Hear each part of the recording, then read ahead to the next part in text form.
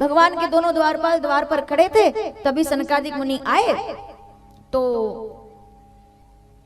द्वारपालों ने रोक दिया कि आप अंदर नहीं जा सकते, भगवान विश्राम में। सनकादिक मुनि कहते हैं कि हमें तो कोई रोक ही नहीं सकता भाई, मंदिर के अंदर हम दर्शन करने कभी भी जा सकते हैं। अच्छा प्रसंग है ये भी, इसको ढंग से सुनना। तो द्वारपाल कहते हैं कोई भी वो अभी नहीं जा सकते, हमारा प्रोटोकॉल है, हमारी व्यवस्था है, अभी आप नहीं जा सकते, व्यवस्था है। उनको आया क्रोध तो उन्होंने दे दिया श्राप कि अरे तुम दोनों भाई हमें रोक रहे हो, हम तुम्हें श्राप देते हैं, जाओ तुम दोनों भाई अगले जन्म में 3 जन्मों तक राक्षस हो जाओ, राक्षस हो जाओ, राक्षस हो जाओ, असुरो भव। दोनों चरणों में गिर करके रोने लगे। अब ये विवाद चल ही रहा था और तभी भगवान दरवाजे पर आ गए। बोलिए नारायण भगवान की। नारायण भगवान द्वार पर आए तो द्वारपाल उनके चरणों में लिपट कर रो पड़े। बोले हम तो अपना काम कर रहे थे, अपनी ड्यूटी कर रहे थे, हमको श्राप मिल गया। देखिए बाबा उन्हें हमको श्राप दे दिया। तो भगवान ने कहा क्यों भाई महात्माओं आपने श्राप क्यों दिया? मंदिर जाने का फायदा ही क्या अगर मंदिर में जाने के बाद भी क्रोध आ जाए तो, है ना माता? मैं ठीक बोल रही हूँ ना? क्या मंदिर में क्रोध करना चाहिए? सोच समझ के जवाब देना, मेरे चक्कर में मत आना। जितनी माताएं बैठी जरा एक बार मेरी तरफ देखें, और जितने बंधु बैठे वो भी। क्या मंदिर में कभी क्रोध करना चाहिए? कभी नहीं करना चाहिए। क्या हमने कभी किया है? थोड़ा सोच के जवाब देना। क्या हमने कभी किया है? नहीं किया ना, कभी भी नहीं किया। 3 घंटे से लाइन में लगे हुए थे। आपकी बात नहीं है, दूसरी जगह जगन्नाथ भगवान के मंदिर दर्शन करने गए थे, 3 घंटे से लाइन में लगे थे।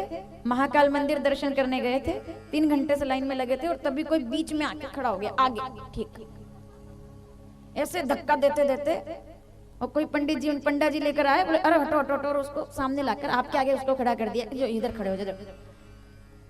तब क्रोध तो नहीं आता है ना बिल्कुल भी। अरे अभी तो बोल रहे थे आप नहीं करना चाहिए। बड़ी गजब की कथा है ये।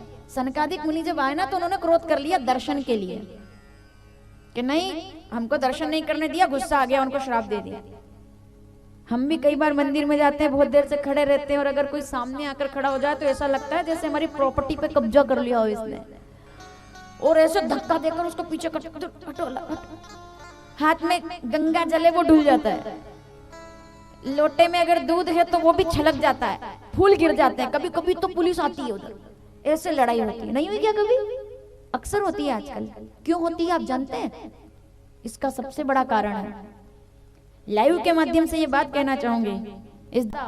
मुझे नहीं पता कितने लोग मेरा समर्थन करेंगे, और हो सकता है मेरा विरोध भी हो जाए इस बात पर, लेकिन मुझे कोई डर नहीं है। मैं कहना चाहूंगी फिर भी, इस देश के अंदर जब जब भी मंदिर की व्यवस्था बिगड़ी है तो वीआईपी कल्चर की वजह से बिगड़ी है, जिसके कारण कई घंटे से जो लोग लाइन में खड़े रहते हैं वो इंतजार करते हैं कि भगवान का दर्शन कब होगा, और जब वो 3 घंटे के बाद मंदिर तक पहुंचते हैं, गर्भगृह तक पहुंचते हैं, तो उनको धक्का दे करके भगा दिया जाता है, और जो वीआईपी आया है ना उसको आगे ले जाकर शायद भगवान ही श्री कृष्ण बनकर आएंगे और इनका उद्धार करेंगे। ये वरदान है। वही दोनों भाई रावण कुंभकर्ण बने पार्वती, इसलिए भगवान को अवतार लेकर आना पड़ा। ये पहला कारण है। दूसरा कारण क्या है? नारद जी ने श्राप दे दिया, इसलिए भगवान को आना पड़ा। प्रताप भानु नाम का एक राजा, जो कि बड़ा ही विद्वान था, सरल था, भावुक था, लेकिन उसके एक शत्रु पर उसने विश्वास कर लिया आंख बंद करके। और आप जब किसी पे आंख बंद करके भरोसा कर लेते हैं तो वही व्यक्ति धोखा दे करके आपकी आंखें खोल जाता है, जिस पर आप आंख बंद करके भरोसा करते हैं। उसने ब्राह्मणों के सामने अभोजक परोस दिया प्रताप भानु के हाथ से।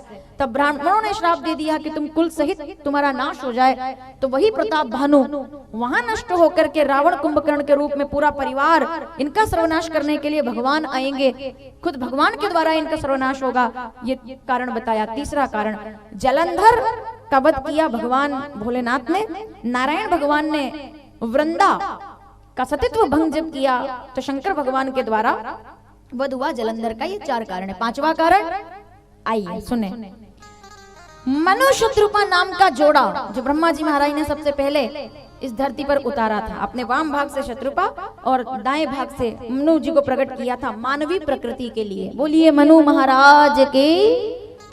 मनु शत्रुपा नाम का पहला जोड़ा जब उतरा और उनके द्वारा जब प्रकृति सृष्टि प्रारंभ हुई, उनकी संतानों से ये सृष्टि ये धरती भर गई। 5 संतान हुई उनकी, 3 बेटियां और 2 बेटे, आकुति, देवहूति, प्रसूति और उत्तानपाद और प्रियवत, ये 5 संतान।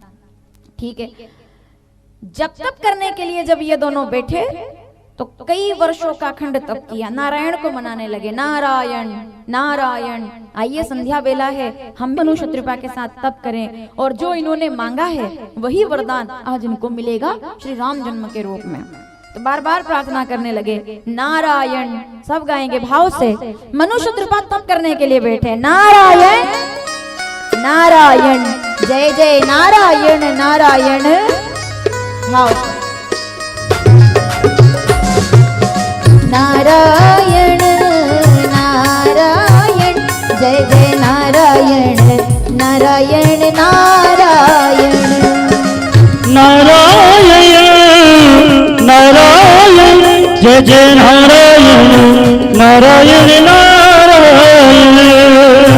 नारायण नारायण, जय जय नारायण नारायण नारायण। नारायण नारायण, जय जय नारायण नारायण नारायण।